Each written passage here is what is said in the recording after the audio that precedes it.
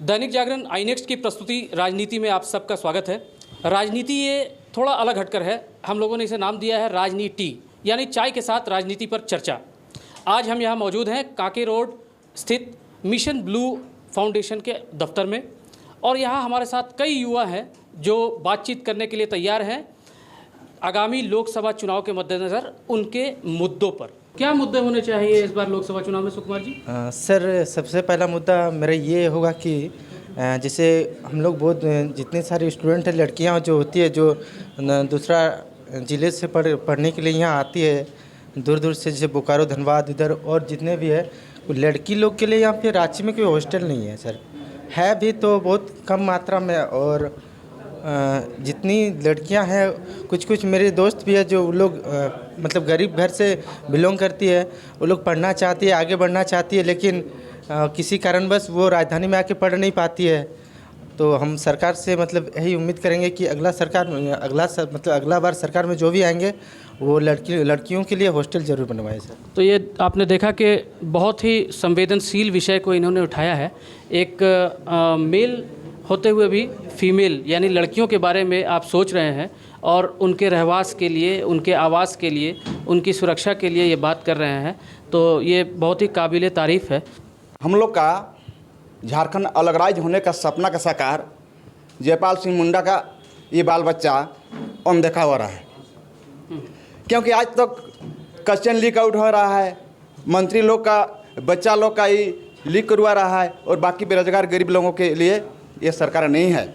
जब तक हम लोग का स्थानीय नीति, कृषि नीति, नियोजन नीति, ये सब नीति बनना चाहिए, हम लोग का यही मांग रहा। लेकिन जितने भी सरकार आज तक आया, जेएमएम का आया, भाजपा का आया, कोई पार्टी का सरकार आया, चाहे कांग्रेस का आया, सब धोखा देने का काम किया है। इसीलिए इस बार हम लोग का जो छात्रों का जो आवाज़ उठाता है और सुख दुख का, उसी को हम लोग साथ देने के लिए तैयार हैं। मेरा नाम करण कुमार है। करण, करण, क्या मुद्दे होने चाहिए युवाओं के इस बार? भारत में किसानों की आत्महत्या जैसे बढ़ रही है, उसको रोकने का कुछ उपाय करने चाहिए सरकार को, जिसके लिए आजकल तो आप लोग सब जानते हैं कि भारत में किसान कितना इम्पोर्टेंट है हमारे लिए, आज के दिन के लिए, और युवाओं के लिए बहुत इम्पोर्टेंट है। उन लोग को भी इस पे आगे काम करना चाहिए कि सर पहले तो किसान का क्या सूखा के कारण खेतों की खेत में जो उसके कारण ज़मींदार से वो लोन लेते हैं, जो लोन लेते हैं उसको ऋण बहुत ज़्यादा रहता है ना उन ज़मींदार से। हाँ, वो ब्याज का दर माफ़ होना चाहिए, हाँ, ऋण माफ़ होना चाहिए, यानी कि आप कर्ज माफ़ी के लिए कर्ज माफ़ी के लिए, ये एक महत्वपूर्ण मुद्दा है। वैसे मेरा मुद्दा तो ऐसे है नहीं, एक प्रॉब्लम है कि वैसे मैं सरकारी वगैरह जॉब का तैयारी करता हूँ, तो उस समय फॉर्म भरते हैं, उसका एग्ज़ाम सेंटर जाते हैं एग्ज़ाम लिखने, एग्ज़ाम सेंटर लिख के सब वापस आते हैं, उसका तुरंत पता चलता है कि पर्चा लीक हो गया है। अब पर्चा लीक हो जाने के बाद फिर एग्ज़ाम भी कैंसिल कर देती है सरकार, उसका परिणाम भी मतलब रिजल्ट भी नहीं देती है, उसके वजह से मतलब क्या बोले, एक बहुत बड़ा प्रॉब्लम हो जाती है हम लोग के लिए, और उसकी वजह से कंपटीशन लेवल भी हाई हो जा रहा है एकदम से कंपटीशन। ये देखिए एक बहुत बड़ा इशू है, पर्चा लीक होना एक बहुत बड़ा इशू है, इसे भी युवा उठा रहे हैं। देखिए, मुझे जो लगता है सबसे बड़ा मुद्दा अब चुनाव ही है, क्योंकि जिस विचारधारा को और जिस व्यक्ति को आप चुन के भेजते हैं, जिनके खिलाफ, वो पता चलता है कुछ दिन बाद उन्हीं के साथ जाके मिल जाते हैं।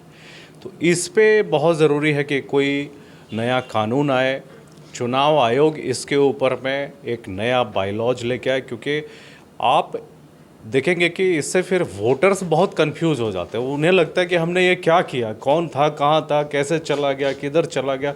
ये अनसर्टेनिटी जो है, इसको लोकसभा के चुनाव के बाद में या लोकसभा के चुनाव में बड़ा मुद्दा होना चाहिए। मुद्दा बोलिए या बेरोजगारी बोलिए, हमारी मजबूरी बोलिए, हमारी मुद्दा एक ही है कि हमें रोज़गार मिले, क्योंकि हम छात्र हैं और छात्र पढ़ाई करके अपने जीवन में चाहता है कि मैं कहीं लाइफ में सेट हो जाऊं, उसके लिए हमें चाहिए नौकरी। और विभिन्न सरकार को हमने देखा, बहुत सारे सरकार आई, बहुत सारे सरकार चली भी गई, लेकिन सब सरकारों को हमने देखा कि कौन क्या कार्य की, कौन छात्र हित में कार्य की, कौन पॉकेट भरने का कार्य की, किसने क्या कार्य किया, हमने सबको चुन के रखा है। तो हम इस बार का चुनाव में हमारा एक ही मुद्दा है कि हम ऐसे लीडर नेता का चुनाव करेंगे जो छात्र हित में कार्य करेगा, छात्र के हर एक समस्या को लेकर डट कर आगे खड़ा रहेगा, छात्र पे कोई आँच आने नहीं जाएगी, हर एक छात्र को रोजगार मिलेगा, हर घर का बेटा नौकरी करेगा। हम ऐसे लीडर का चुनाव करेंगे। आपकी नज़र में लोकसभा चुनाव में क्या मुद्दा होना चाहिए जो सबसे ज़्यादा प्रभावी हो? मेरे लिए है कि मैं एक स्टूडेंट हूँ और छात्रावास की बहुत आवश्यकता है हमें। शिक्षा के लिए हमारे वहाँ बहुत दूर दूर से आते हैं बच्चे, लेकिन वो रहने के लिए सक्षम नहीं हो पाते हैं क्योंकि वो बहुत गरीब फैमिली से बिलोंग करते हैं। तो उसे छात्रावास की आवश्यकता जरूर होना चाहिए सरकार की तरफ से, और साथ साथ अच्छे विश्वविद्यालय में पढ़ने के लिए एक छात्रावास बहुत ज़रूरी है।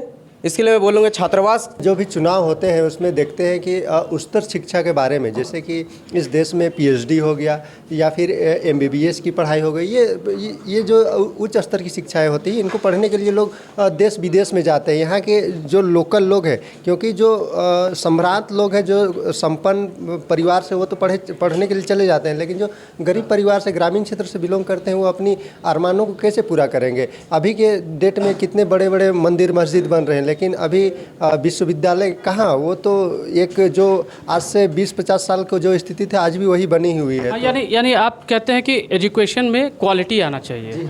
हम चाहते हैं कि सबसे पहले हम तो ये देखेंगे कि हमारे क्षेत्र में कौन से राजनीतिक दल के, पार्टी के जो सदस्य रहेंगे वो हमारे लिए क्या कार्य किए हैं और कितने बार हमारे संसद बने हैं और हमारे लिए क्या क्या काम किए हैं।